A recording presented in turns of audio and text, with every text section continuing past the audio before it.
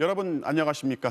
야당이 반대하는 장관 후보자 3명의 인사청문 보고서를 이번 금요일까지 보내달라고 청와대가 다시 요청했습니다. 이날까지도 보내지 않으면 문재인 대통령이 그냥 임명할 수 있고 또 그렇게 하겠다는 의지도 담겨 있습니다.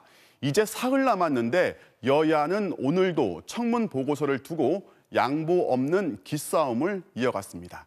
자, 과연 어떻게 될지 조국현 기자의 보도 먼저 들으신 뒤에 국회 연결해서 전망해 보겠습니다.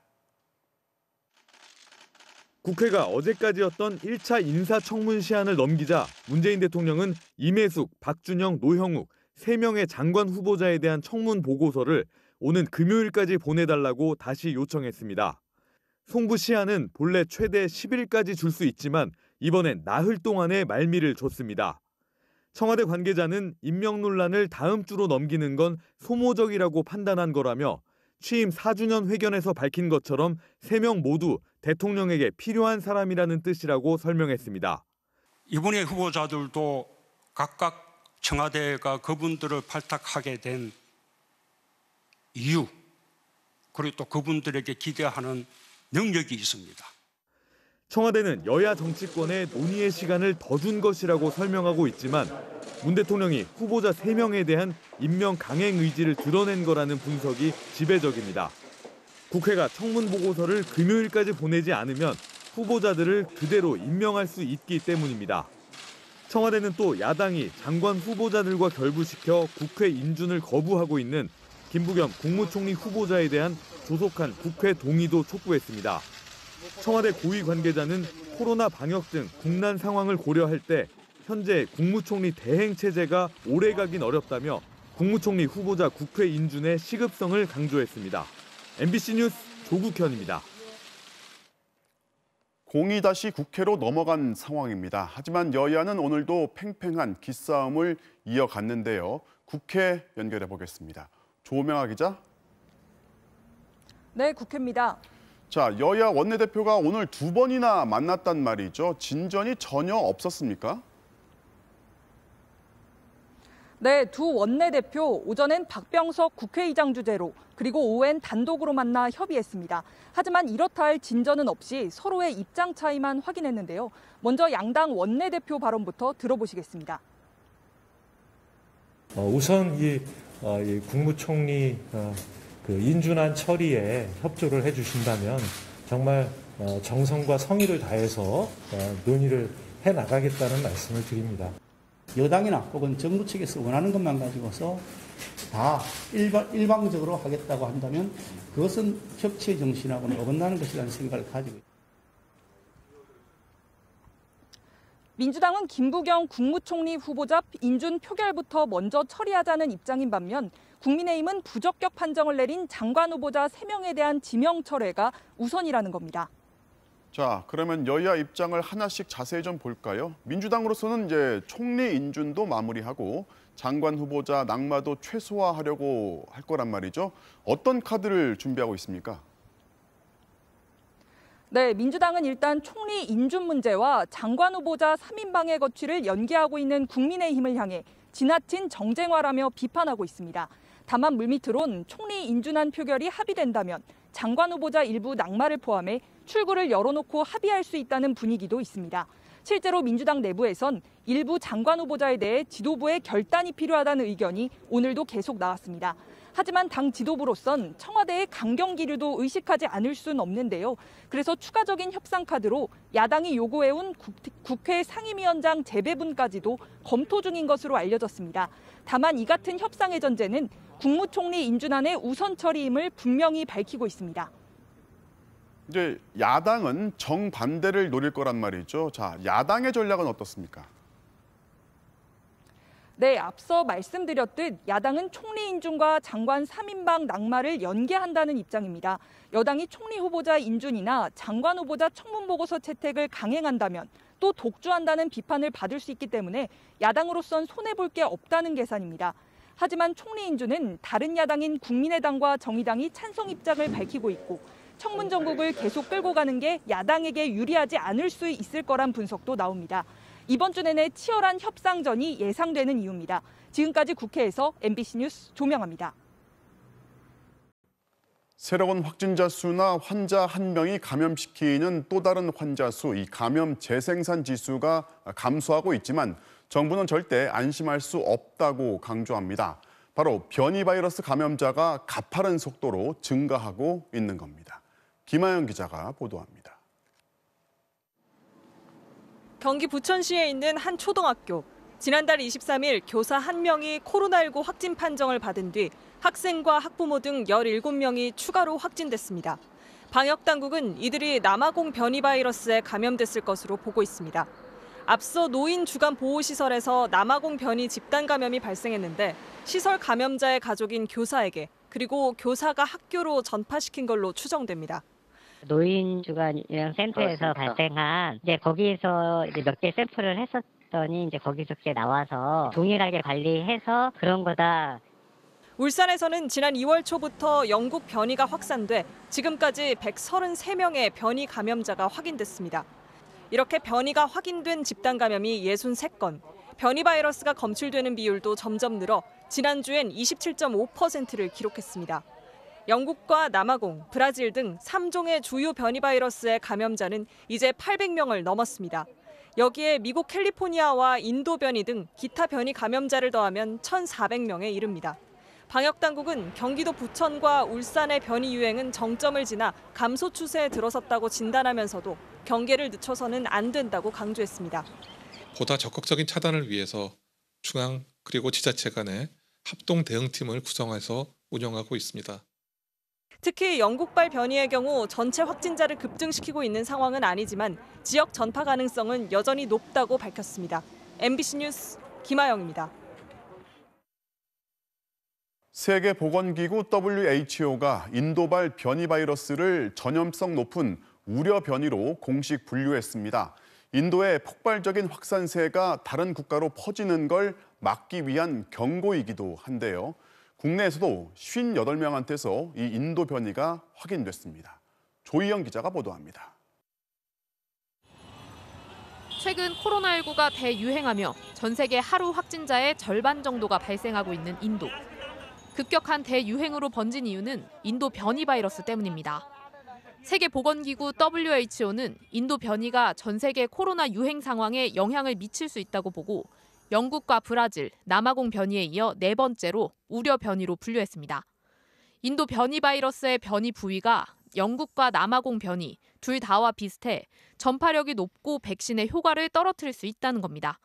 There is some available information to suggest increased transmissibility of B.1.617. We are classifying this as a variant of concern at the global level. 국내에서도 지금까지 58명의 인도 변이 바이러스 확진자가 확인됐습니다. 지난 4일 국내로 입국한 인도 교민 1명을 포함해 해외 유입이 51명이고 나머지 7명은 이들의 가족 등입니다.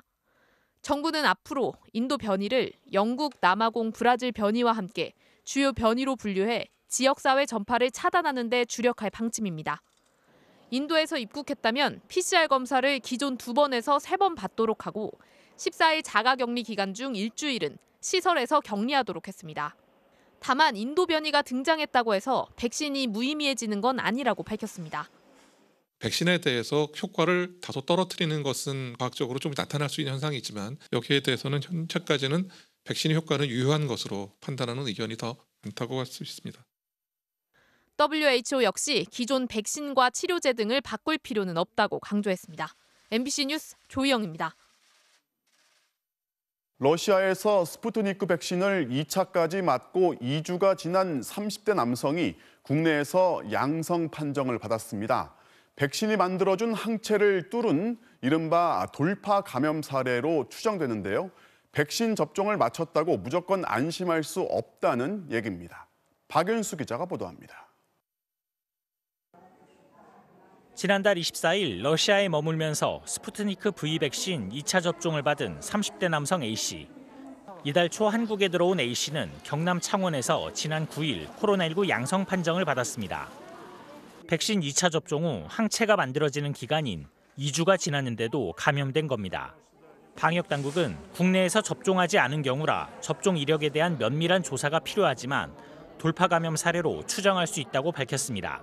접종력이 확실하다라고 하면 돌파 감염으로 볼 수는 있지만 언제 노출됐는지를 확인하기 어렵기 때문에 이것은 추정된다. 백신 돌파 감염은 백신을 맞고 항체가 충분하게 형성되지 않았거나 시간이 지나 면역 효과가 약해지면서 나타납니다. 실제 9,500만 명이 2차 접종을 끝낸 미국에서는 돌파 감염 사례 9,200여 건이 보고됐습니다. 다른 독감 백신과 마찬가지로 코로나19 백신도 100%의 효과를 가지는 건 아닌데다 변이 바이러스도 확산하고 있는 만큼 백신을 접종했다고 해서 안심해선 안 됩니다. 완전 접종을 했다 하더라도 마스크 쓰고 손 씻기 하고 거리 두기 하고 이런 수칙은 이제 꾸준히 같이 병행해서 지켜야 됩니다. 이건 반드시 명심해야 될 것이고. 국내에서 지금까지 58만여 명이 2차 접종을 마친 가운데 내일 새벽에는 정부가 계약한 화이자 백신 43만 8천 회분이 추가로 들어옵니다. MBC 뉴스 박윤수입니다. 입양한 2살짜리 딸을 폭행해 의식불명 상태에 빠뜨린 양아버지가 오늘 구속됐습니다. 뒤늦게 아이에게 미안하다고 말했지만 재판부는 범죄가 중대하고 증거인멸의 우려가 있다고 판단했습니다. 먼저 신재훈 기자가 취재했습니다. 입양한 2살짜리 딸을 폭행해 의식불명에 빠뜨린 30대 양아버지 서모 씨가 영장실질심사를 받기 위해 경찰서 유치장에서 나왔습니다. 모자에 마스크로 얼굴을 가린 서 씨는 호주머니에 손을 넣은 채 아이에게 미안하다고 말했습니다. 아이한테 안 미안합니까? 네, 아이한테 미안하고 죄송합니다. 수원지방법원은 4시간 가까이 영장실질심사를 진행해 서 씨에 대한 구속영장을 발부했습니다. 재판부는 범죄가 중대할 뿐 아니라 증거를 없앨 우려도 있다고 판단했습니다. 서 씨는 지난 8일 오전 경기도 화성 자신의 집에서 입양한 딸을 마구 때려 뇌출혈로 의식불명 상태에 빠지게 한 혐의를 받고 있습니다. 경찰 조사에서 서 씨는 주먹과 구두주걱으로 얼굴과 머리 등을 몇 차례 때렸다고 진술했습니다. 하지만 아이의 뇌 부상은 웬만한 충격으론 생기지 않을 정도라는 게 의료진의 판단입니다. 일반적으로 뺨 때린 거 가지고는 잘 안 생기겠고 그게 많이 센 충격이었으면 생길 수는 있어요. 병원으로 긴급 이송돼 뇌수술을 받은 아이는 아직 의식을 회복하지 못한 것으로 알려졌습니다. 입양한 딸 외에 친자녀 4명을 둔 서 씨는 평소 가족 사랑이 두터웠던 것으로 보입니다. 서 씨의 SNS엔 가족들과 함께 여행을 가고 즐거운 시간을 보낸 내용들로 가득했습니다. 대문 사진도 아이들과 부모가 함께 웃고 있는 사진입니다. 현재까지 삭제되지 않고 남아있는 유일한 사진인데 입양한 딸 아이의 모습은 보이지 않습니다. 경찰은 서 씨의 추가 학대 사실을 조사하는 동시에 방임 혐의로 입건된 양모도 학대에 가담했는지 여부를 조사할 계획입니다. MBC 뉴스 신재웅입니다. 아직도 사경을 헤매고 있는 아이는 출생 신고도 없이 베이비박스에 버려졌다가 입양이 된 것으로 확인됐습니다. 그런데 학대를 방임해서 입건된 양모는 사회복지사 출신이었고 아동보호시설인 그룹홈까지 운영했던 것으로 알려졌습니다. 이어서 남효정 기자가 단독 취재했습니다. 지난 8일 밤 심각한 학대를 당해 아직까지도 의식을 되찾지 못한 아이. 이 아이는 2018년 8월 서울 관악구의 베이비박스에서 처음 발견됐습니다. 출생 신고도 안 된 갓난아기는 경기도의 한 보육시설로 옮겨져 지내다 작년 8월 서 씨 부부에게 입양됐습니다. 보육시설에서 처음 받은 이름은 민영이. 당시 민영이의 입양 과정을 지켜봤던 한 익명의 제보자는 MBC에 민영이가 행복하게 잘 살길 바라고 또 바랐다고 말했습니다. 보육시설에서 민영이와 오랜 시간을 보내는 양모를 보면서 감사한 마음으로 아이를 보냈다는 겁니다. 특히 양모는 결혼 전까지 사회복지사로 일했고 부부는 신앙심도 깊었습니다. 게다가 남편과 함께 학대 아동들을 보호하는 그룹홈도 운영했다고 해 더 믿을 수밖에 없었다고 했습니다. 입양 뒤 양부모 SNS를 간혹 확인할 때도 가족여행 사진이나 민영이의 웃는 사진들을 보고 안심했었다고 합니다. 이웃들도 화목해 보이는 이 가정에서 학대가 일어날 거라고는 짐작하지 못했습니다. 아니, 이 아파트가 지은 지 2년도 안 됐거든요. 그래서 소음이 있어도 잘 안 들릴 거예요. 같이 살아도 전혀 몰랐었어요. 더없이 착하고 친절한 가족이었다는 이웃들. 워낙 착했어가지고 다들 아이들 너무 착하고 너무 괜찮은 아이들이라. 세상에 버팀목이라곤 이 부부밖에 없었던 민영이는 화목해 보이는 이 집안에서 아무도 모르게 끔찍한 일을 겪어야 했습니다. MBC 뉴스 남효정입니다. 코로나19가 덮친 2020년 월소득 1,000만 원이 넘는 부자들은 차를 바꿨습니다. 이들이 차를 바꾸는 데 쓴 돈이 64%나 늘어났는데요. 반면 저소득층은 식료품을 사는데 지출을 늘린 것으로 나타났습니다. 먼저 김민찬 기자가 전해드리겠습니다. 한 대 2억 원이 넘는 슈퍼카 람보르기니. 지난해 300대 넘게 팔렸습니다. 1년 만에 2배 가까이 늘었습니다. 포르쉐도 8,000대 가까이 팔아 기록을 갈아치웠습니다. 아우디는 2배, BMW도 30% 판매량이 늘었습니다. 국산차도 비슷합니다. 현대차의 고급 브랜드 제네시스는 처음으로 10만 대 넘게 팔렸습니다. 그랜저도 2019년보다 2배 팔렸습니다. 코로나 불황에도 차를 바꾼 사람들은 역시 부자들입니다. 소득이 가장 높은 상위 20%, 월 평균 소득 1,000만 원이 넘는 가구인데 지난해 유일하게 소득이 더 늘어났습니다. 이들이 자동차 사는 데 쓴 지출이 64%나 늘었습니다. 소득이 늘었는데 여행도 못 가니 차를 바꾼 겁니다. 해외여행, 소비 등이 큰 폭으로 감소를 하면서 거기서 발생한 소비 여력이 일정 부분 자동차 소비로 이전된 걸로 판단됩니다. 반면 소득 상위 20%를 제외한 나머지 모든 계층에서는 오히려 자동차 구입 지출이 줄었습니다. 특히 소득 하위 20%에 속한 가난한 집들은 정부 지원금을 빼고 나면 소득이 6%나 줄었습니다. 소득이 낮을수록 육아 부담이 더 크고 게다가 고용 상태가 불안정한 임시 일용직이 많기 때문에 가난한 집들이 유일하게 늘린 지출은 식료품과 주거였습니다. 의식주 해결이 급했다는 뜻입니다. MBC 뉴스 김민찬입니다. 양극화는 기업들 사이에서도 심해지고 있습니다. 대기업이냐 중소기업이냐 잘 나가는 업종이냐 쇠락하는 업종이냐에 따라서 실적이 점점 벌어지고 있는 건데요. 너무 실적이 좋다 보니까 자랑도 못하고 쉬쉬하는 대기업들이 한두 곳이 아닙니다. 김윤미 기자가 취재했습니다. 이동통신사들의 1분기 실적이 예상을 뛰어넘었습니다. KT의 영업이익은 4,400억 원, 4년 만에 최고입니다. SK텔레콤도 작년보다 30% 늘어나 3,900억 원을 기록했습니다. LG유플러스도 2,000억 원을 넘길 전망이어서 3사를 합하면 영업이익 1조 원을 돌파할 것으로 보입니다. 5G는 안 터져도 매출은 터진 겁니다. 식품 대기업들도 훨훨 날았습니다. 즉석식품이 불티나게 팔리면서 CJ 제일제당은 1분기 매출과 영업이익 모두 사상 최고를 기록했습니다. 교촌치킨도 배달 주문에 힘입어 역대 최고 매출을 찍었습니다. 코로나19로 힘든 골목식당 사장들에게는 딴 세상 얘기입니다. 국가는 부여할지 모르겠지만 개인 사업자들은 많이 가난하죠. 지쳤어요.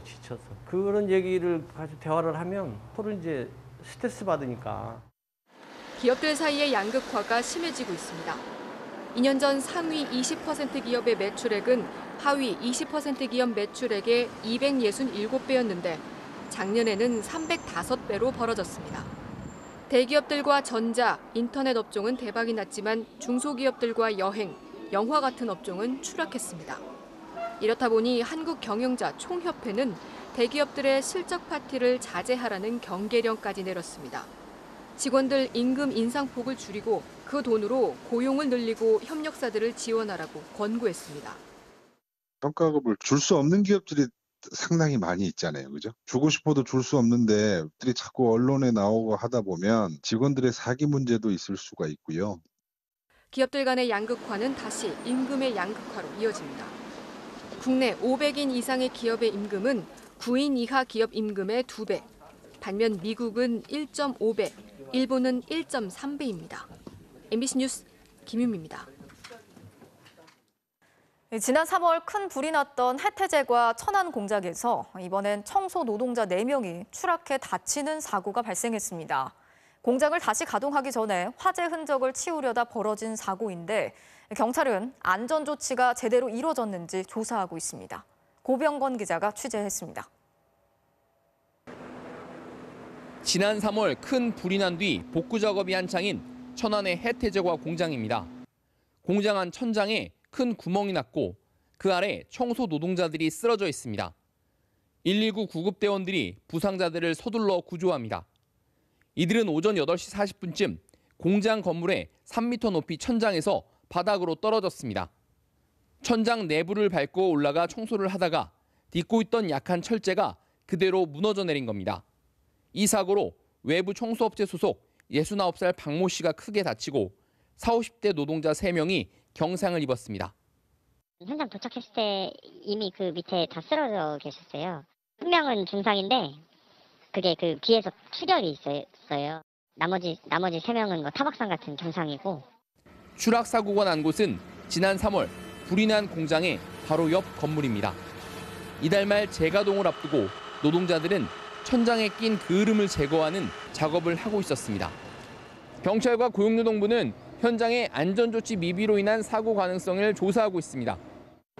또 회사 관계자를 상대로 작업 감독이 제대로 이뤄졌는지 파악하고 있습니다. 해태제과 측은 사고 원인 조사에 적극적으로 협조하고 다친 청소업체 직원들의 치료 등도 지원하겠다고 밝혔습니다. MBC 뉴스 고병관입니다. 현대제철 당진 사업장에서 평택항에서 작업 중에 숨진 노동자 김모 씨와 이선호 씨. 모두 위험한 작업에 2인 1조가 아니라 혼자 투입돼 일을 하다가 참변을 당했습니다. 노동계는 이번 달에 만들어지는 중대재해법 시행령에 2인 1조 근무를 명시하자고 주장하고 있지만 경영계는 강하게 반대하고 있습니다. 김성현 기자가 전해드리겠습니다. 지난 8일 충남 당진 현대제철에서 숨진 44살 김모 씨. 설비를 점검하다 움직이는 워킹빔에 끼었을 때 주변엔 아무도 없었습니다. 기계를 멈출 사람도 신고할 사람도 없어 시신조차 사망한 지 1시간 넘어서야 발견됐습니다. 하지만 현대제철 측은 2명이 필요한 일이 아니었다고 말합니다. 일상점검 시에는 육안으로 청각으로도 볼 수 있고 그런 수준이다 보니까 그냥 혼자 나가서 이렇게 할 수가 있거든요. 반면 노조 측은 위험한 환경이라면 2인 1조가 필수적이라고 주장합니다. 일상 점검 작업 시에도 기본적으로 2인 1조로 작업이 돼야 위험 상황이 발생했을 때 비상정지 장치라도 누를 수 있는 대응이 되기 때문에. 태안화력 노동자 김용균 씨, 구의역 김군, 평택항에서 사망한 23살 이선호 씨 등 많은 노동자들이 혼자 일하다 목숨을 잃고 있습니다. 이달 말 입법 예고를 앞둔 중대재해기업처벌법 시행령의 핵심 쟁점도 바로 2인 1조 작업입니다. 재해 예방에 필요한 인력을 배치해야 한다는 중대재해법 제4조. 노동계는 여기에서 인력은 실무 인력을 말한다며 시행령으로 2인 1조 작업을 명시해야 한다고 주장합니다. 2인 1조 작업을 배치하지 않거나 적정 인력을 확보하지 않으면 여전히 그 재해 산재 사망이 발생할 수밖에 없고요. 반면 경영계는 인력 조항을 전문 인력으로 해석해 사업장 전체를 관리하는 책임자만 채용하면 되도록 하는 내용의 건의서를 노동부에 제출했습니다. 중대재해법에서 그 인력이나 예산이라는 부분들은 시스템의 체계를 구축하는 데서 사업주를 도와줄 수 있는 그 전문 인력을 말하는 거거든요. 시행령이 경영계 요구대로 제정될 경우 나홀로 작업을 하다 사고가 나도 경영주가 처벌을 피해갈 수 있는 길이 열리게 됩니다. 노동계는 사실상 중대재해법의 입법 취지 자체가 무력화될 수 있다며 우려하고 있습니다. MBC 뉴스 김성현입니다. 국내 가상화폐 양대 거래소가 오늘 잇따라 먹통이 됐습니다. 주식시장 같으면 수사할 만한 사고라고 하는데요. 코인 광풍 속에 엄청난 수익을 거두면서도 이런 일 터지면 기계 탓하면서 보상은 해주질 않고 있습니다. 정진욱 기자입니다. 국내 최대 가상화폐 거래소 빗썸에서 먹통 사고가 났습니다. 새벽 4시 52분, 비트코인 가격이 10분 만에 7,100만 원에서 7,800만 원으로 10% 가까이 폭등합니다. 그런데 그래프가 뚝 끊기더니 다시 10% 폭락했습니다. 이런 현상이 1시간 넘게 계속됐습니다. 비썸은 순간적으로 접속이 폭주해 매매가 지연됐고 차트와 가격 정보가 오류를 일으켰다고 공지했습니다. 취소라도 할 수 있어야 되는데 취소도 먹통, 접수도 먹통, 모든 게 다 먹통이 된 거예요. 오전 10시 또 다른 가상화폐 거래소 업비트도 먹통 사고를 일으켰습니다. 접속자가 갑자기 늘어나 서버가 마비됐습니다. 1시간 동안 화면에 시세 숫자가 멈춰버렸습니다. 한 경영학 교수는 페이스북에 만약 한국 거래소나 증권사가 이런 사고를 내면 수십 명이 옷을 벗고 경찰이 수사에 나설 일이라고 썼습니다. 하지만 피해 보상은 어렵습니다. 거래소들은 이용약관에 접속자 폭증으로 서버에 문제가 생긴 건 책임지지 않는다고 정해놨기 때문입니다. 규제 당국이 직접적으로 투자 손실에 대해 개입할 수는 없지만 거래가 이루어진 부분에서 발생하는 위험 요소와 관리에 따른 불이익을 받지는 않도록 노력할 필요가 있다고 생각됩니다. 비썸은 올해 들어 3번, 업비트는 9번 시스템 장애를 공지했습니다. 비썸 코리아의 작년 순이익은 9배 늘어난 1274억 원, 업비트의 순이익은 4배 늘어난 477억 원입니다. MBC 뉴스 정준익입니다. 주요 국립대학들이 교수나 교직원들한테 학생 지도비를 부당하게 100억 원 가까이 지급했다가 적발됐습니다. 한 교수는 문자로 학생한테 건강 안부 등을 물었는데 이런 문자 하나에 13만 원씩 지도비를 챙겼습니다. 양윤경 기자가 보도합니다. 지방의 한 국립대 교수가 학생에게 보낸 카카오톡 메시지입니다.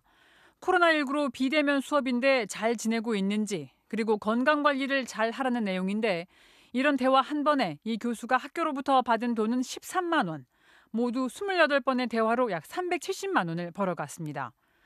또 다른 국립대 교수가 학생들에게 보낸 이메일, 온라인 수업 안내, 과제물 작성법 등 학교 홈페이지 공지사항에도 나오는 내용이 그대로 실려 있습니다.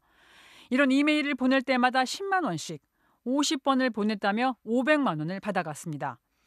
이런 돈은 모두 학생들이 낸 등록금에 포함된 학생 지도비로 지급됐습니다. 수업과는 별도로 학생들을 상담한 실적에 따라 지급되는 돈인데 일부 국립대 교수들이 실적을 부풀리거나 심지어 가짜로 제출해 받아갔습니다. 그냥 수업료를 내지 그 안에서 어떤 돈이 책정돼 있고 어떻게 쓰이는지는 정확하게 모르는 경우가 대부분인 것 같긴 합니다. 실제로는 재택근무를 하면서 집에서 14km 떨어진 학교에서 지도를 했다고 하거나 옷을 바꿔 입고 사진을 찍어 하루 활동을 이틀치로 부풀려 돈을 받기도 했습니다. 심지어 해외 연수 중이면서 돈을 받아간 경우도 있었습니다. 국민권익위가 12개 국공립대학만, 그것도 1년치만 조사했는데도 10개 대학에서 부당 지급액이 94억 원에 달하는 것으로 드러났습니다. 실적 심사를 할 만한 내용들이 아니지 않습니까? 보고서가 있으면 다 나가는 것이 현실입니다. 국립대 39곳이 학생 지도비 명목으로 받는 돈은 매년 1,100억여 원. 교육부에 감사를 요청하고 일부 대학은 수사기관에 수사 의뢰하는 등 관계기관에 통보했습니다. 교육부는 국립대학교 전체 학생 지도비 운영 실태에 대해 특별감사에 착수한다고 밝혔습니다. MBC 뉴스 양윤경입니다. 멸종 위기종인 흰고래 벨루가는 원래 차가운 북극바다가 서식지입니다. 고향을 떠나 국내의 한 수족관에 갇혀 살던 벨루가가 잇따라 폐사했습니다. 이제 남은 건 한 마리, 수족관 측은 바다로 돌려보낼지 고민하고 있습니다. 조희원 기자입니다. 좁은 수족관에 흰고래 벨루가 한 마리가 유영합니다. 11사람 컷 루비입니다. 여수 세계박람회를 앞둔 지난 2011년 러시아로부터 들여온 벨루가 3마리 가운데 하나입니다. 이 수족관의 크기는 가로 세로 각각 30m에 수심은 7m 정도. 벨루가 3마리가 모여 살기엔 턱없이 비좁았습니다. 북극해 등 차가운 해역에 주로 서식하는 벨루가는 하루에 수천 킬로미터를 이동할 정도로 활동량이 많은 종으로 알려져 있습니다. 결국 지난해 7월 수컷 루이가 폐혈증으로 생명을 잃은 데 이어 지난 5일에는 또 다른 수컷 루오마저 폐사했습니다. 2마리 다 12살에 숨졌는데 보통 40년 넘게 사는 벨루가의 평균 수명을 감안하면 이례적으로 일찍 폐사한 겁니다. 최근 6년간 국내 수족관에서 폐사한 고래류는 20마리가 넘습니다. 동물단체들은 고래를 수족관에 전시하는 행위 자체에 문제가 있다고 지적합니다. 워낙에 지능이 뛰어나고 그리고 또 사회성이 높은 동물이기 때문에 1차적으로 가장 이 전시에 부적절하다라고 판단을 하기 때문에 아쿠아플라넷 측은 해수부 등 관계부처와 함께 대책을 논의하고 있으며 혼자 남은 벨루가 루비를 수족관이 아닌 바다에서 사육하는 방안도 검토하고 있다고 밝혔습니다. MBC 뉴스 조희원입니다. 네, 한 인터넷 언론이 공무원들한테 지속적으로 광고비를 재촉하면서 무리한 비판 기사를 써왔다는 주장이 나왔습니다. 참다 못한 공무원들이 기자회견까지 열었는데요.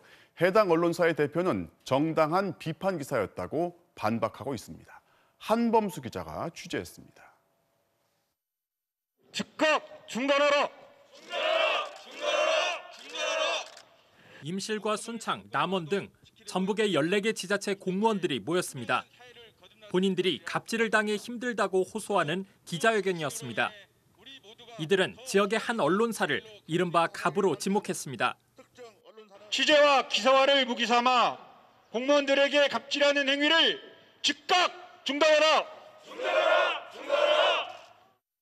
이 인터넷 언론의 발행인 김모 씨가 지속적으로 광고를 청탁해왔다는 겁니다. 지난해 6월 김 씨는 홍보비 명목으로 임실군으로부터 100만 원을 받아갔습니다. 한 달 뒤 하반기가 됐으니 한 번 더 도와달라는 요청이 들어왔지만 임실군은 응하지 않았습니다. 도와주세요 하고 이제 전화들이 오니까요. 광고라는 게 효과 대비해서 하는 건데 이제 저희한테 수시로 광고를 예년만큼 달라고 얘기를 하니까. 김 씨는 거듭 광고비를 재촉하면서 임실군에 대해 비판적인 기사를 쏟아냈습니다. 또 다른 매체에 객원 기자 명의로 썼습니다. 견디다 못한 임실군은 올 2월과 4월 김 씨의 언론사에 홍보비 200만 원을 건넸고 그 뒤로 이른바 비판 기사는 잠잠해졌습니다. 비판성 기사를 앞세워 광고를 요구하며 공무원들의 정당한 행정집행에 트집을 잡아 협박을 일삼고 지역에서 김 씨의 영향력은 작지 않았습니다. 언론사 발행인 직함을 갖고 2014년부터 6년간 임실군에서 예산을 지원하는 한 단체의 사무국장을 맡기도 했습니다. 본인의 인건비 명목으로 해마다 2,800만 원씩 받았습니다. 김 씨를 만나기 위해 이 언론사의 주소지로 직접 찾아갔습니다. 도자기 체험장 간판이 걸린 한 건물이 나오는데 문은 굳게 닫혀 있습니다. 먼저 김 씨는 광고를 무리하게 청탁한 적이 없다고 반박했습니다. 오히려 자신은 정당한 비판 기사를 써왔고 모함을 당하고 있다고 말했습니다. 개인적으로 타격을 주고 피해를 주기 위해서 이렇게 마녀 사냥하는 것처럼 여론몰이 하고 그러는데요. 없어져야 할 적폐 세력은 기존에 있는 기자단 포 세력입니다. 공무원 노조 측은 청탁금지법을 적용해 김 씨를 처벌해야 한다고 주장하고 있고 임실의 언론인 김 씨는 자신이 결백하다고 맞서고 있습니다. MBC 뉴스 한범수입니다. PC방 사업을 같이 하자면서 20대 남성들을 합숙시킨 뒤에 노예처럼 부려온 업주가 경찰에 체포됐습니다. 무단으로 결근하면 거액을 배상한다는 계약서가 족쇄가 됐습니다. 이다연 기자입니다. 전남 화순의 한 아파트, 6층의 한 현관 앞에서 경찰과 소방대원들이 강제로 문을 뜯어 엽니다. 누군가 뛰어내릴 상황에 대비해 1층 바닥엔 안전매트도 깔았습니다. 자신의 아들이 이곳에 감금돼 있다는 한 피해자의 신고를 받고 출동한 겁니다. 저는 전혀 몰랐어요. 진짜 제가 알았으면은 제가 이렇게 나섰을게요, 지금까지. 이 아파트에선 2018년부터 20대 남성 5명이 사실상 감금 상태로 합숙 생활을 해왔습니다. 그런데 한 남성은 엉덩이 부위가 검붉게 변하고 갈라질 정도로 다쳤습니다. 야구 방망이에 맞아 피부가 괴사한 겁니다. 사람 취급을 아예 안 한 상태에서 그냥 동물 취급하듯이 그냥 패는 거였어요. 상처가 아물기도 전에 그냥 폭행을 했죠. 이들을 가두고 상습적으로 폭행한 사람은 광주에서 PC방 2곳을 운영하는 30대 남성 이모 씨. 이 씨는 구인 광고 등을 통해 피해 남성들을 동업자라며 끌어모았습니다. 광주의 한 PC방에 5억여 원을 투자하는데 2억 1천만 원을 선뜻 빌려주는 조건으로 계약서를 작성했습니다. 이 씨는 지분까지 넘겨주겠다고 약속했습니다. 하지만 악몽의 시작이었습니다. 이 씨는 PC방 매출이 떨어질 때마다 이들을 무자비하게 폭행했습니다. 한 20대 남성은 주먹으로 얼굴을 구타당해 망막에 손상까지 입었습니다.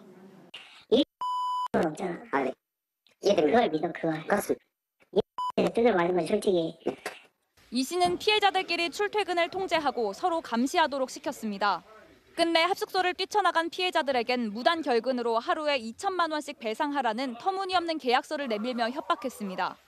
근데 온다 하더라도 이렇게 막 3번씩이나 도망 잡아도 의미가 있겠냐.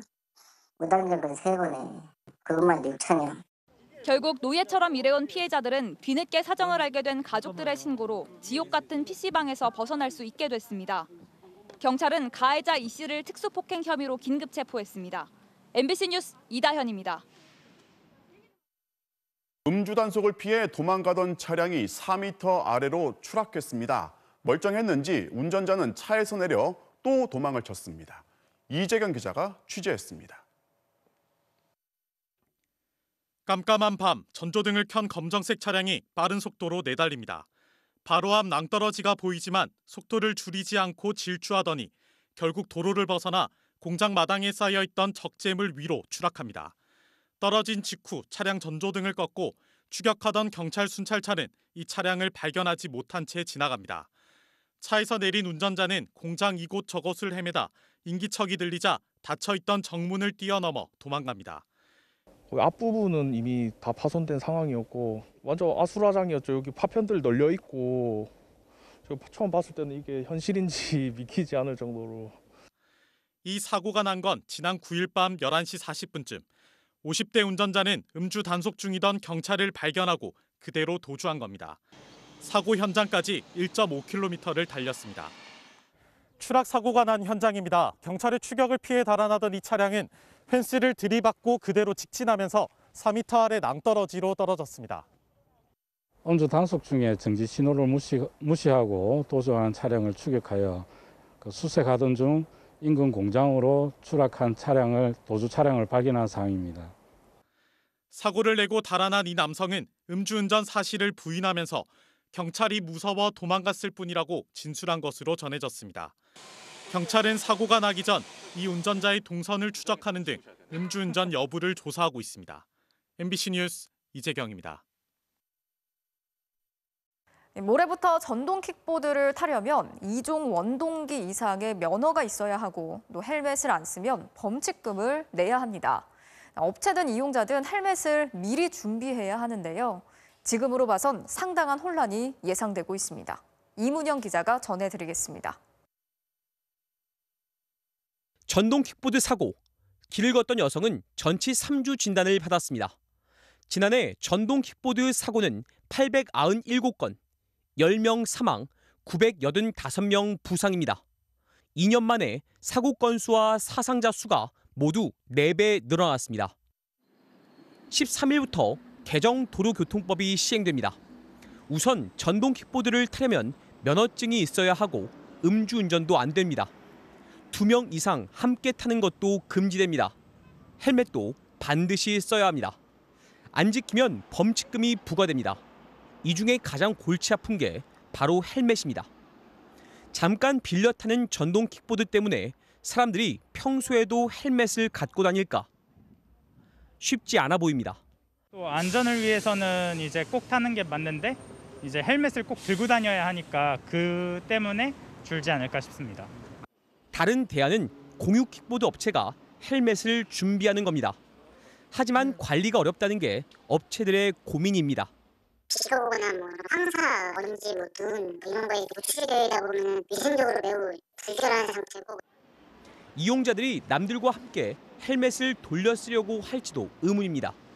3년 전 서울시 공유 자전거 따릉이에 공유 헬멧을 도입했지만 이용률은 3%에 불과했습니다. 안 쓰는 사람이 있고요, 쓰는 사람이 일정도 머리 망가지는 그 부분도 있고요. 귀찮아서 안 쓰시는 분도 계시고.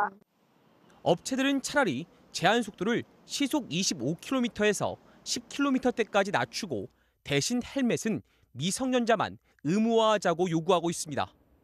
하지만 여전히 안전이 문제입니다.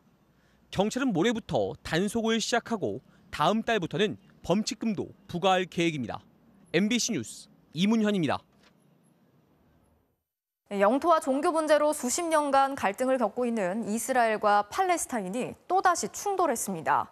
이스라엘군의 공습으로 어린이를 포함해서 20여 명이 숨지는 등 인명피해도 잇따르고 있습니다. 보도에 김정원 기자입니다. 팔레스타인 가자 지구 곳곳에서 불길이 솟구치고 시커먼 연기가 피어오릅니다. 이스라엘군이 전투기까지 동원해 폭격을 감행한 겁니다. 어린이 9명을 포함해 팔레스타인 주민 20여 명이 숨졌고 90명이 다쳤습니다. ايش ذنبهم الاطفال بنات 7 سنين و8 سنين و9 سنين بنات استشهدوا ايش ذنبهم. 하마스 등 팔레스타인 무장단체들이 이스라엘을 향해 로켓포 150여 발을 쏘자 이스라엘이 보복 공격에 나선 겁니다. לא נסבול פגיעה בשטחנו, בבירתנו, באזרחינו ובחיילינו. מי שתוקף אותנו ישלם מחיר כבד. 이번 사태는 이슬람 금식 기간인 라마단에서 시작됐습니다. 이스라엘 정부가 라마단 기간 팔레스타인 주민들이 모이는 것을 막기 위해 다마스쿠스 광장을 폐쇄했습니다. 주민들은 종교 탄압이라며 시위를 벌였고 이스라엘 경찰이 강경 진압에 나서며 충돌이 격화됐습니다. 경찰은 일시적으로 눈을 멀게 하는 섬광 수류탄까지 터뜨렸고 팔레스타인 주민 300여 명이 다쳤습니다. بدهم ايانا نصلي بدناش اياهم كل يوم بده يصير طوشه كل يوم بده يصير خبط كل يوم بده يصير مشاكل 동예루살렘 정착촌에서 팔레스타인 주민 수십 명이 쫓겨날 처지에 놓인 것도 갈등에 기름을 부었습니다. Families that are being ethnically cleansed from their neighborhood, their houses are being taken away and given to settlers. 미국 등 국제사회는 양측의 자제를 촉구하고 나섰지만 이스라엘이 접경 지역에 대규모 병력을 배치하는 등 긴장감이 높아지고 있습니다. MBC 뉴스 김정원입니다. 며칠 전 소방차를 몰고 화재 현장에 출동했다가 농로 아래로 굴러떨어져 33살 소방관이 순직하는 안타까운 사고가 있었습니다. 숨진 고 신진규 소방관의 연결식이 오늘 있었는데요. 김지인 기자가 다녀왔습니다. 4년차 젊은 소방관 신진규 소방교. 태극기로 감싼 관이 동료들과 함께 연결식장 안으로 들어섭니다.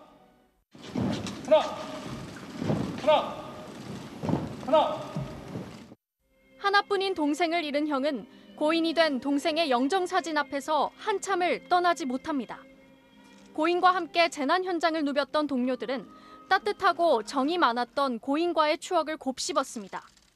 내 동생 친구야. 네가 그렇게 되던 그날도 장난을 걷던 나에게 밝게 웃어 보이던 네 모습이 지금 이 순간에도 아른거린다. 사명감 따위는 이제 그만 잊고 하늘나라에서 편히 웃으며 행복하게 지내길 바랍니다. 신 소방관은 지난 9일 평소처럼 화재 신고를 받고 출동했습니다. 성남시 분당의 한 농기계 창고 화재를 진압하기 위해 물 6톤이 담긴 소방차를 직접 운전했습니다. 화재 현장을 100m 앞두고 폭 3m짜리 좁은 농로를 통과하는 순간 소방차 무게를 이기지 못하고 흙바닥이 무너져 내렸습니다. 비가 약간 부러지더라고요. 소방차가 워낙 크고 중량이 나가니까 그리고 비가 요즘 계속 와서 소방차는 7m 아래로 추락했고 신 소방관은 결국 심정지 상태로 현장에서 숨을 거뒀습니다. 연결식엔 유족과 소방관 동료 등 90여 명이 참석했습니다. 지난 2017년 임용 이후 구조 수색 작업에 활용하겠다며 개인 시간을 쪼개 드론 지도사 자격증까지 땄던 신 소방관. 신 소방관에게는 1계급 특징과 옥조 근정 훈장이 추서됐고 국립대전현충원에 안장됐습니다. MBC 뉴스 김지인입니다. 미국이 화이자 백신 접종 연령을 기존의 16살에서 12살 이상으로 낮췄습니다. 9월 가을 학기에 대비하자는 건데요. 당장 국가별 백신 격차가 더 커질 거라는 우려가 나오고 있습니다. 워싱턴 박성호 특파원이 취재했습니다. 미국에선 이제 12살 이상이면 화이자 백신을 맞을 수 있습니다. 12살에서 15살 청소년들한테서 100% 예방 효과가 확인됨에 따라 긴급 사용 승인이 떨어졌습니다. 백신 접종 대상이 인구의 85%로 확대됐습니다. This is a big step for our country. Vaccinating a younger population brings us closer to returning to a sense of normalcy and to ending the pandemic. 가을 학기부터 전면적인 대면 수업을 가능하게 할 결정적 계기가 마련된 셈입니다. 1년 넘게 온라인 수업에 지친 학생과 학부모들로서는 숨통이 트이게 생겼습니다. But it was socially was really hard for them, emotionally was really hard for them. So it's been really a hard year. 하지만 맞을 수 있게 됐다고 다들 맞을지는 두고 볼 일입니다. 최근 한 조사에 따르면 12살에서 15살 자녀를 둔 부모 중 29%만 당장 마치겠다고 했고 절반은 상황을 지켜보겠다. 학교가 요구하면 마치겠다고 했습니다. I want to learn a little more about it before that happens, just to see if there's any adverse effects, but I'd be willing to do it. 사실 18살 아래 미성년자는 코로나 전체 확진자의 4.6%, 사망자의 0.05%를 차지해 위험도가 가장 낮은 집단으로 분류됩니다. 그래서 고위험군인 의료진과 노인들이 백신 구경도 못하는 다른 나라의 절박함과 미국의 이번 결정은 백신 격차를 더욱 뚜렷하게 드러냅니다. 워싱턴 포스트는 백신 접근의 불평등에 관한 세계적 논쟁이 더욱 선명해지게 됐다. 공영방송 PBS는 미국의 저위험 집단의 백신을 맞히는 건 분명 윤리적 질문을 수반한다고 했습니다. 이번에 접종 대상으로 미성년자 1,700만 명이 추가됐지만 미국 내 백신 재고량은 현재 6,800만 회분으로 여전히 여유가 있습니다. 워싱턴에서 MBC 뉴스 박성호입니다. 이어서 오늘 이 뉴스 전해드리겠습니다. 지난주 충남 서산에서 한 승용차 운전자가 술에 취해 도로 위에 누워있던 행인을 보지 못하고 그대로 밟고 지나가는 사고가 있었는데요. 이처럼 눈에 잘 띄지 않아서 벌어지는 일명 스텔스 보행자 사고에 대해서 운전자와 보행자 중 누구의 과실이 더 큰지를 놓고 의견이 분분합니다. 지난 7일 충남 서산의 한 도로. 주행 중이던 승용차가 갑자기 덜컹합니다. 술에 취해 도로 위에 누워있던 A씨를 미처 보지 못한 승용차 운전자가 A씨의 하반신을 밟고 지나간 겁니다. A씨는 척추와 골반이 골절되었고 운전자는 치상 혐의로 입건됐습니다. 음주 혹은 약물 등에 취한 보행자가 눈에 잘 띄지 않게 도로 위에 누워있다가 차량에 치이는 일명 스텔스 보행자 사고. 대부분 밤과 새벽처럼 어두울 때 발생합니다. 운전자가 보행자를 발견하기도 피하기도 어렵다는 점 때문에 사고가 발생할 때마다 책임 논란이 분분합니다. 이번 영상이 공개되자 운전자가 안전 운행 의무를 다하지 않은 게 잘못이란 지적과 도로에 누워있던 보행자 잘못이 더 커 보인다. 봉변을 당한 운전자가 더 억울한 게 아니냐는 목소리가 맞서고 있습니다. 전문가의 의견을 들어봤습니다. 기본적으로 운전자의 과실을 더 높게 평가합니다.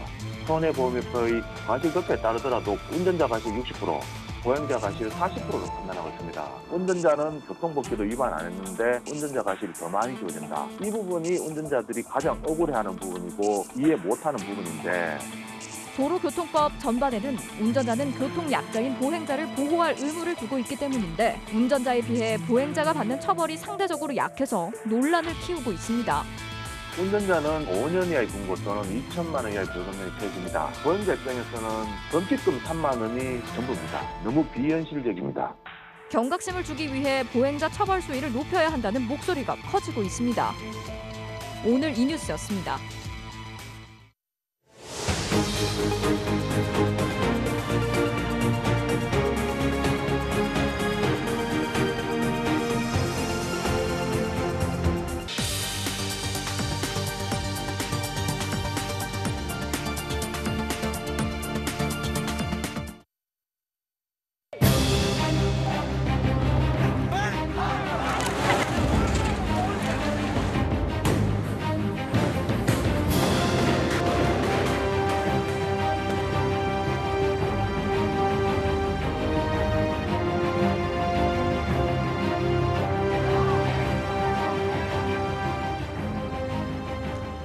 암흑과 공포, 그리고 슬픔. 쿠데타가 일어난 지 오늘로 100일이 된 미얀마의 현실입니다.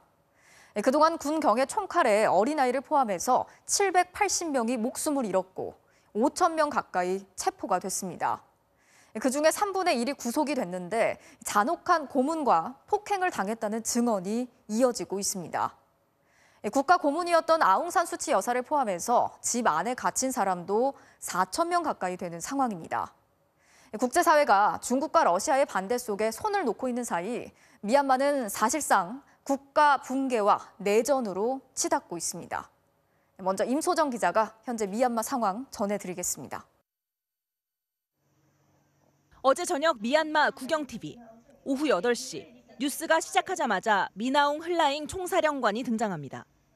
뒤이어 속옷 차림에 수갑을 찬 한 남자가 카메라 앞에 섰습니다. 붙잡힌 시위대의 사진과 혐의, 인적 사항이 줄줄이 공개됩니다.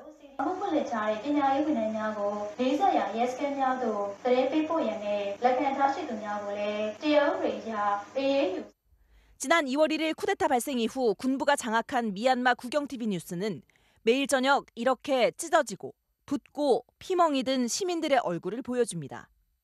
사그라들지 않는 투쟁 동력을 약화시키기 위한 겁니다. 하지만 시민들은 굴하지 않습니다. 어린 학생들까지 동참하며 시위를 멈추지 않고 있습니다. 시위 자체가 전혀 수그러들거나 이렇게 잠잠해지는 그런 분위기는 전혀 아니고요. 대도시뿐만 아니라 이제 마을 단위, 소수민족 불합까지도 이런 활동들이 지속적으로 이루어지고 있습니다.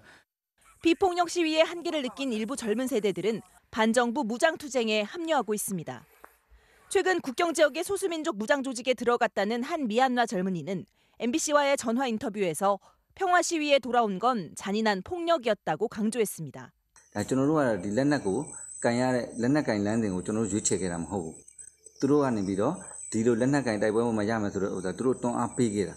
최근 반군부 세력이 뭉친 국민통합정부가 시민방위군을 출범시키자 군부는 드론과 로켓포까지 동원해 국경 마을과 숲을 공격했습니다. The military seriously miscalculated their own country's response to this naked grab for power. 지난 100일 미얀마는 사회 전체가 멈춰섰습니다. 정말로 최소한의 먹고 살 거리를 구하는 것 말고는 모든 경제 시스템이 마비됐다고 보셔도 될 것 같습니다. 국제사회는 내전 간섭을 주장하는 중국과 러시아 등의 반발에 아무 역할도 하지 못했습니다. 그나마 동남아 국가연합 아세안 의장과 사무총장이 다음 주 현지를 방문할 예정이지만 군부가 움직일 가능성은 낮습니다. 불투명한 미래, 잔혹한 현실에서도 미얀마인들은 포기하지 않겠다고 말합니다.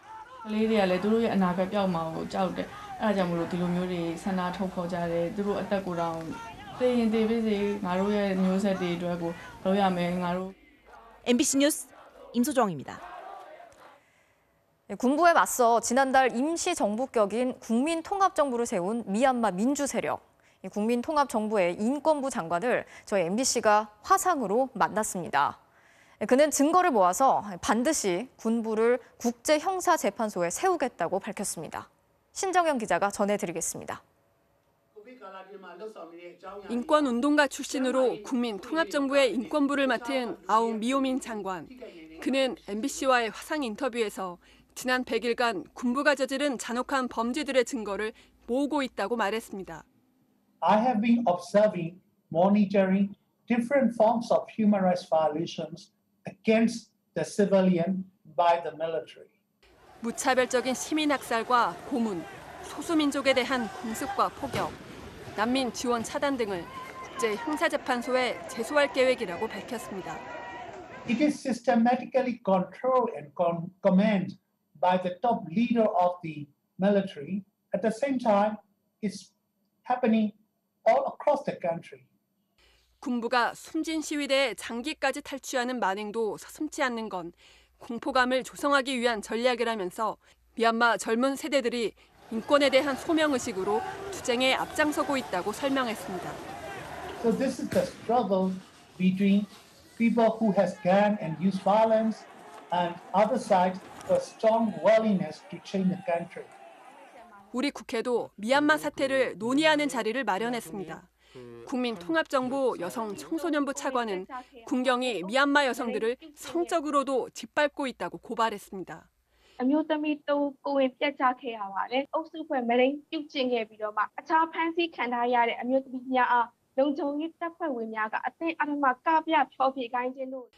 민주통합정부 관계자들은 군부를 정의의 심판대에 세울 수 있도록 국제사회가 도와달라고 호소했습니다. MBC 뉴스 신정현입니다. 이재명, 이낙연, 정세균 여당의 주요 대선 후보들이 사실상의 지지 모임을 본격적으로 띄우면서 새 과시에 시동을 걸었습니다. 그러면서 서로의 정책을 향해 날선 비판을 주고받고 있습니다. 나세용 기자가 보도합니다. 정세균 전 총리가 주도한 광화문 포럼에 60여 명의 민주당 의원이 참석했습니다. 타협하는 진보와 나누는 보수, 불평등 해소를 강조한 정 전 총리, 이재명 경기지사에 대한 견제에도 나섰습니다. 일부 이재명계 의원들이 독선적이고 무능했다며 부동산 실정을 비판하자 이 지사의 책임도 있다고 맞받은 겁니다. 중앙정부 탓이다 예. 뭐 이렇게만 돌리기는 그렇고 예. 지자체도 좀 반성을 하는 게 옳겠죠. 이 지사도 책임이 있죠. 예. 역시 40여 명의 민주당 의원이 참석한 가운데 연대와 공생, 조직을 발족한 이낙연 전 대표. 내 삶을 지켜주는 나라가 대표 비전입니다. 오늘은 청년 주거정책 토론회에 참석해 이 지사 측 의원들의 지적에 우회적으로 반박했습니다. 그래서 나온 것이 2사 주거 공급 대책인데요. 그것은 반성의 산물로 나온 것이기 때문에 차질 없이 지속될 필요가 있다. 지지율 선두인 이재명 지사도 내일 전국 조직인 민주평화광장 출범식에 참석하는 한편 현역 의원 30명 이상이 참여한 연구 모임도 조만간 발족합니다. 대표 정책인 기본 시리즈에 이어 최근엔 성장과 공정을 내세우고 있고 부동산과 관련해선 불로소득 환수를 강조합니다. 불로소득에 부과하는 부담, 즉 토지세를 우리 국민 모두가 공평하게 나눠 가지게 하는 기본소득세로 만들면 됩니다. 여기에 세대 교체를 앞세워 가장 먼저 공식 출마 선언을 한 박용진 의원에 이어 이광재 의원과 양승조 충남지사도 출마를 공식화하는 등 여권 주자들의 대선 경주가 본격화하는 양상입니다. MBC 뉴스 나세웅입니다. 미국 바이든 행정부가 북한의 대북 정책 검토 결과를 설명하겠다면서 만나자고 제안했습니다. 북한이 내놓은 답은 잘 접수했다라고 합니다. 미국의 제안과 북한의 답을 어떻게 해석해야 할지 손영 기자가 분석합니다.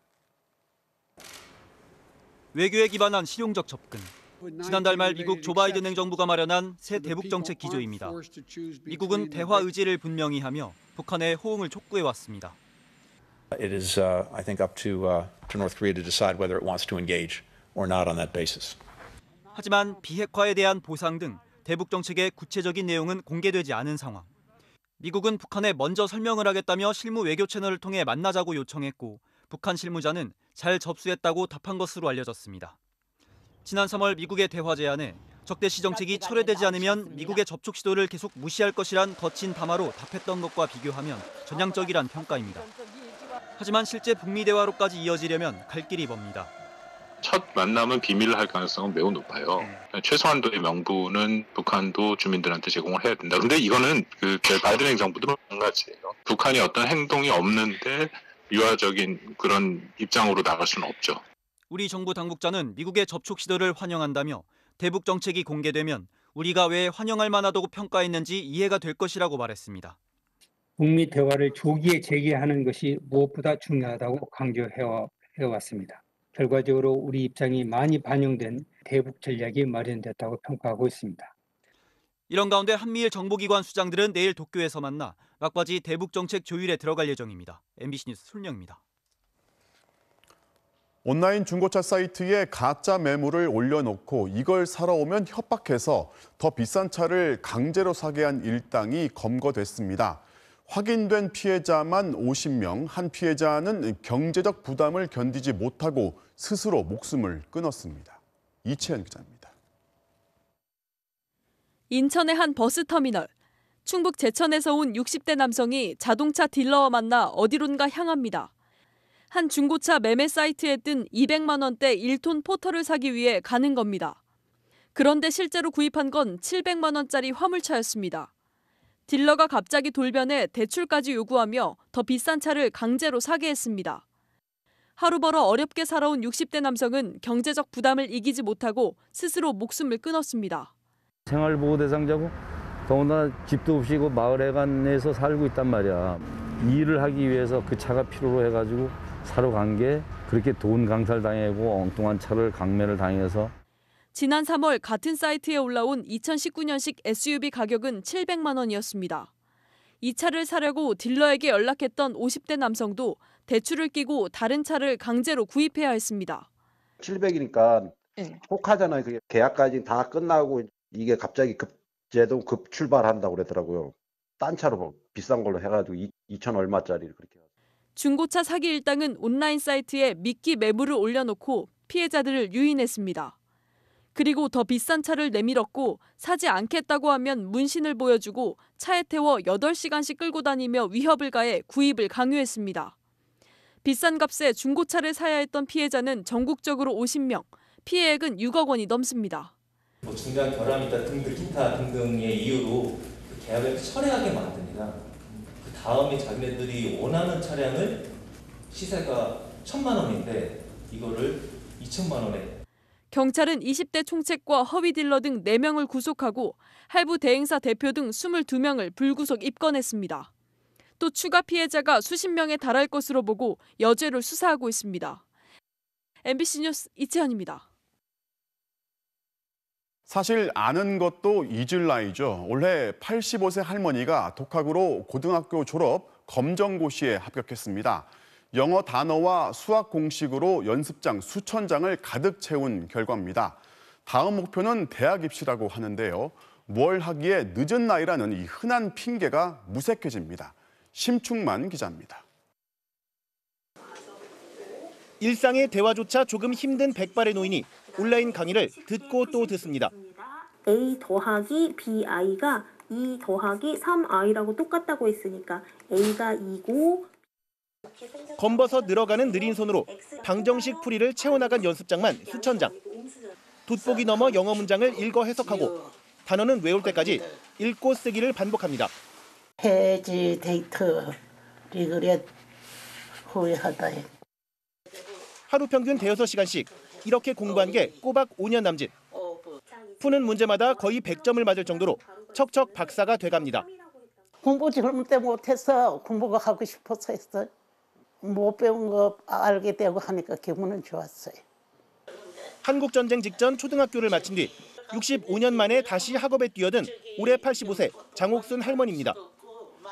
동네 복지관의 권유로 공부를 시작한 지 2년 만에 중학교 검정고시를 통과했고 또 3년여 만인 지난달 고교 검정고시를 통과해 올해 1회차 시험에서 전국 최고령 합격자로 이름을 남겼습니다. 축하드립니다. 수고하셨습니다. 한 해 2차례인 고졸 검정고시는 2018년부터 낙방만 모두 6번. 지난해부터 코로나19로 복지관 수업도 중단돼 독학을 해야 했지만 좌절과 포기는 없었습니다. 나는 나이가 이렇게 많아도 하니까 돼. 낙심하지 말고 노력을 하면은 된다고. 그러니까 열심히 공부했으면 좋겠어. 배움의 즐거움에 빠진 장 할머니는 신학이나 복지 분야를 공부하고 싶다며 대학의 문을 두드리기로 했습니다. MBC 뉴스 심충만입니다.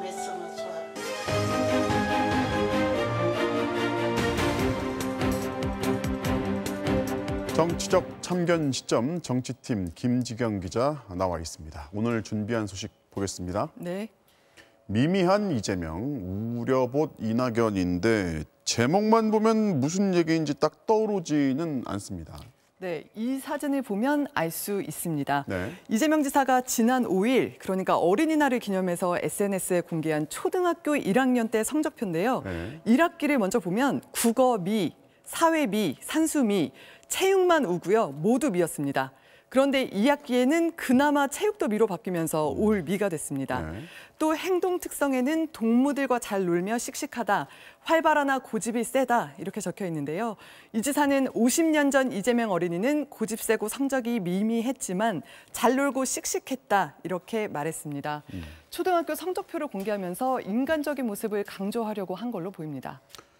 선교철이 아니라면 그 사회관계망 서비스라고 하죠. SNS만큼 뭐 시민들하고 소통하기 좋은 창구가 없어요. 그만큼 경쟁도 치열해졌죠. 네, 그렇습니다. 이재명 지사는 물론이고 최근엔 이낙연, 정세균 전 국무총리도 경쟁에 뛰어들었습니다. 네. 이낙연 전 대표는 엄근진, 그러니까 엄격하고 근엄하고 진지한 그런 자신의 이미지를 깨는 데 주력하고 있는데요. 유튜브 대담 같은 경우에도 원래는 60대 중견 언론인을 그 사회자로 섭외하려고 하다가 30대 아나운서로 바꿨다고 합니다. 네. 함께 보시죠. 네.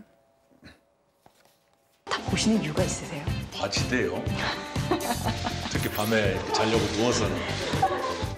지나친 존대어가 가식으로 느껴집니다. 가식은 아니고요. 저 나름대로의 까다로움인데요.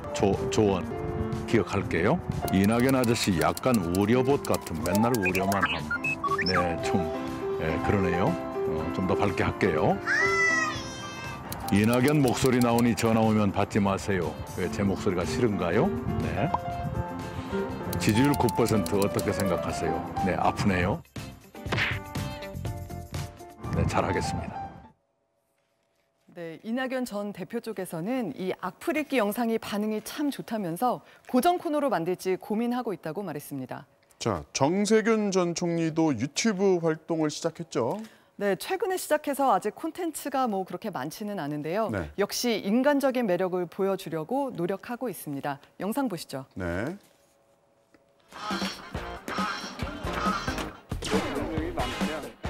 할아버님이 창호지로 이렇게 꼬아가지고 망태를 만들어서 내가 어릴 때 그 망태에다 나를 태워가지고 어깨에다 짊어지고 다니셨어요. 진지 잡수실 때는 나를 망태에다 넣어가지고 옆에다가 이렇게 걸어놓아가지고 내려오지 못하게.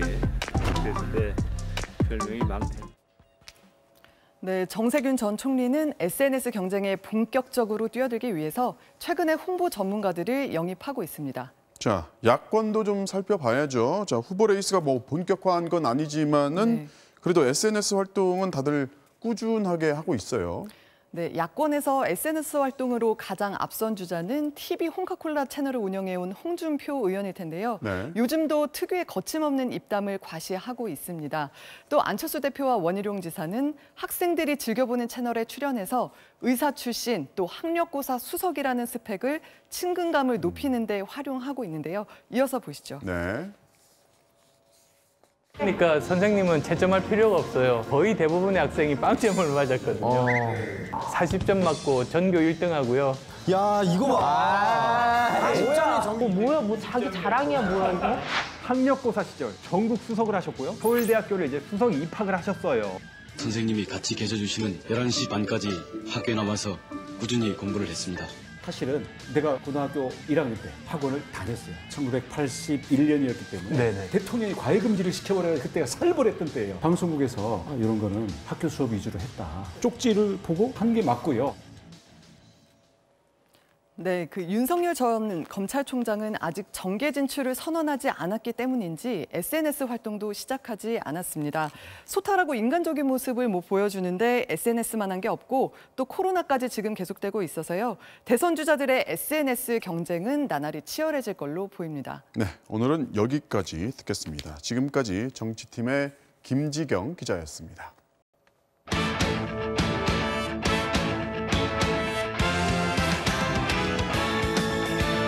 화요일 밤 스포츠 뉴스입니다. 프로야구 롯데가 허문회 감독을 전격 경질했습니다. 신임 사령탑엔 레리 서튼 2군 감독이 임명됐습니다. 박두린 기자입니다. 취임 초기부터 선수 기용 등을 놓고 성민규 단장과 불화설이 불거졌던 허문회 감독. 최근엔 성 단장이 영입한 포수 지시환을 의도적으로 배제한다는 논란까지 일었습니다. 안 좋은 거 없거든 사실이요. 의견이 조금 안 맞을 수는 있잖아요 사실. 다른 분들이 그렇게 했다 생각해요. 자꾸만 입을 허치려고 팀을 자꾸만 안 좋게 만들고. 하지만 허 감독의 동행은 여기까지였습니다.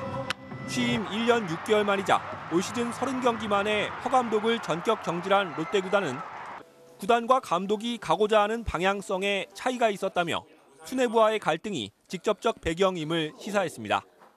여기에 최하위로 추락한 성적, 어깨 근육 파열로 이탈한 최준용의 불펜 혹사 논란 등 선수 관리 미숙도 경질 배경으로 풀이됩니다. 롯데는 곧바로 신임 사령탑에 레리 서튼 2군 감독을 임명했습니다. 지난 2005년 현대 입단 첫 해 KBO 홈런왕을 차지하기도 했던 서튼 감독은 취임 일성으로 공격 야구를 천명했습니다. So no, I don't see it as a rebuild. I see it more as a restart. My philosophy as a manager, I like attacking, aggressive baseball. 이로써 롯데는 지난 10년간 무려 6명의 감독이 임기를 채우지 못한 채 불명예 퇴진하게 됐고 국내 프로야구는 역대 최초로 3명의 외국인 감독 시대를 맞게 됐습니다. MBC 뉴스 박주린입니다. 한쪽 눈이 없는데도 안타를 치고 다이빙 캐치를 하는 게 가능할까요? 영화 같은 사연으로 화제를 모으고 있는 마이너리거 선수를 손장훈 기자가 보도합니다. 마이너리그 트리플 A 경기. 한 선수의 평범한 안타에 환호성이 쏟아집니다. Will Robinson, Drew Robinson's first base hit of the year. Very happy for Drew Robinson. That is a base hit. 이런 이례적인 반응엔 특별한 이유가 있습니다. 안타의 주인공 로빈슨은 한쪽 눈밖에 없습니다. 4년 전 촉망받던 텍사스의 유망주였지만 로빈슨은 지난해 4월 우울증으로 인한 극단적인 선택을 했습니다. I didn't handle the struggles of baseball very well. I'll never be happy in this world. 이 사고로 오른쪽 눈은 잃었지만 총알이 기적적으로 빗나가면서 다시 새 삶을 시작할 수 있었습니다. 사회봉사 캠페인 활동과 함께 똑똑한 훈련으로 다시 몸을 만들었고 올해 극적으로 마이너리그 계약을 맺었습니다. 첫 2경기에선 안타 없이 삼진만 7개. 하지만 세 번째 경기에선 첫 안타에 멋진 호수비까지 선보이며 감동을 자아냈습니다. In front of everybody was it was just powerful. Letting all the emotions come out, good or bad, and I'm just so happy to be here. 예전 기량을 되찾을 수 있을지, 빅리그 무대에 다시 설 수 있을지는 모르지만 로빈슨에게 야구는 아직 끝나지 않았습니다. That I made mistakes even when I had to, and I know that this is like a never-ending battle with some dark thoughts, but I've come so far in 13 months, so it just excites me. MBC 뉴스 손장훈입니다. 4년째 함께 바벨을 들어온 여고생 역도 삼총사가 있습니다. 제2의 장미란으로 불리는 박혜정 선수가 이끄는 안산공고 3인방인데요. 첫 단체전 우승에 깜찍한 세리머니까지 선보였습니다. 이명노 기자입니다. 3년 전 엄청난 괴력을 자랑하며 한국 역도계의 희망으로 떠올랐던 박혜정. 역도 선수 귀요미 박혜정입니다. 이후 출전 대회마다 각종 기록을 모두 경신하더니 이번엔 약점이던 인상에서도 개인 최고 기록을 세웠습니다. 본인도 입을 다물지 못할 정도였지만 신기록보다 기쁜 게 따로 있었습니다. 바로 사상 첫 단체전 우승. 4년을 함께해온 안산공고 삼총사는 시상 때까지 접수했습니다. 1년 동안 준비해온 재기발랄한 세리머니를 쉴 새 없이 쏟아냈습니다. 작년부터 문곡배 포즈 정했어요. 개인전 뛸 때부터 저희가 준비를 했었어요. 제일 돋보였던 안산공업고등학교 역도부가 됐던 것 같습니다. 처음 만난 2017년엔 어색하기만 했지만 이젠 눈빛만 봐도 마음이 보입니다. 역도 선수니까 이제 먹는 거 위주로 많이 얘기하고 이제 신메뉴 나오면 이제 먹자 하는 얘기도 많이 나오고요. 날잡부터. 보쌈 어때? 보쌈 족발 반반에 막국수. 꾸미는 것도 결코 포기할 수 없는 나이. 이 친구는 시합 때나 운동할 때나 머리 묶는데 1시간이 걸리고요. 꾸미지 않아도 충분히 아름답다 생각하고요. 이거 컷해주세요. 편집. 저희 셋 다 꾸미지 않아도 미안하다. 하지 말자. 하지만 역도 앞에선 한없이 진지합니다. 간절함을 잊지 말고 훈련도 항상 오늘에 만족하지 말고 미래를 보고 나아가면서 그리고 국가대표나 올림픽의 꿈 못지않게 끝까지 삼총사로 함께하고 싶습니다. 자만하진 않는 게 중요하지만 제일 저희가 짱이라고 생각합니다. 정말 없으면 뭔가 상상이 안 될 정도로 3명이 뜻깊고 특별하다고 생각합니다. 감동이네요. 나 진짜 눈물 날 것 같아. 안산시청 역도부 만들어주세요. MBC 뉴스 이명노입니다. 도쿄올림픽 개최 여부를 놓고 개최국 일본의 스포츠 스타들이 연일 우려의 목소리를 내고 있습니다. 송기성 기자입니다. 여자 테니스 세계 랭킹 2위 오사카 나오미의 어제 발언에 이어 If it's putting people at risk and if it's making people very uncomfortable, then it definitely should be a discussion, which I think it is. 오늘은 아시아 선수 최고 랭킹 보유자인 일본 남자 테니스의 간판 니시코리까지 올림픽 개최 회의론에 가세했습니다. I don't know how they're gonna make bubble. This is not like 100 people like these tournaments. It's 10,000 people in a village and playing a tournament. 엄마 선수가 된 세레나 윌리엄스도 딸과 떨어져 지낼 수는 없다며 도쿄올림픽 불참 가능성을 내비쳤습니다. 어제 5,000명 가까운 신규 확진자가 발생해 월요일 기준 역대 최고치를 기록한 일본. 개막을 70여일 앞두고 이어진 개최국 대표 선수들의 소신 발언이 타 종목 톱스타들의 불참 선언으로 번질 가능성까지 제기되면서 올림픽 정상 개최에 의문을 제기하는 목소리는 점점 더 높아지고 있습니다. MBC 뉴스 송규성입니다. 감독 교체로 팀 분위기는 어수선하지만 롯데 마차도의 수비는 변함이 없네요. 까다로운 타구를 절묘하게 잡아냈습니다. 화요일 밤 스포츠 뉴스였습니다.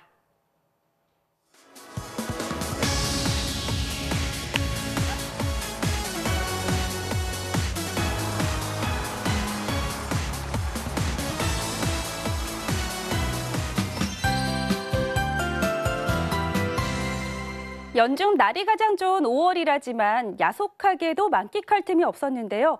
오늘은 계절의 여왕답게 5월의 푸르름이 가득했습니다. 비가 그쳐도 미세먼지 걱정 없이 8일 만에 맑은 하늘이 펼쳐졌고요.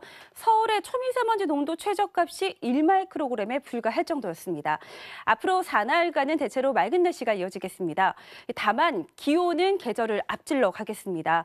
오늘 서울의 낮 기온은 25.7도로 초여름 더위가 나타났는데요. 주 후반으로 갈수록 열기가 점점 쌓여갑니다. 내일은 27도, 목요일과 금요일에는 29도까지 치솟으면서 7월 중순처럼 덥겠습니다. 이어서 자세한 지역별 내일 날씨 보시죠. 내일 낮 동안에는 따가운 햇살이 내리쬐겠고요. 충청과 호남 내륙 지방에서는 바람이 강하게 불겠습니다. 한편 제주도는 저녁까지 비가 오락가락하겠습니다. 아침 최저 기온은 서울 15도, 대구 14도, 광주 16도로 오늘보다 2도에서 5도가량 높겠고요. 낮 최고 기온은 서울 27도, 광주 29도까지 오르겠고 강릉 21도로 동해안 지방은 오늘과 비슷하겠습니다. 고온 현상은 주말까지 계속되겠고요. 토요일 오후부터 일요일 사이에는 전국에서 비가 내릴 전망입니다. 날씨였습니다. 5월 11일 뉴스데스크 마치겠습니다. 오늘도 함께해 주신 여러분 고맙습니다.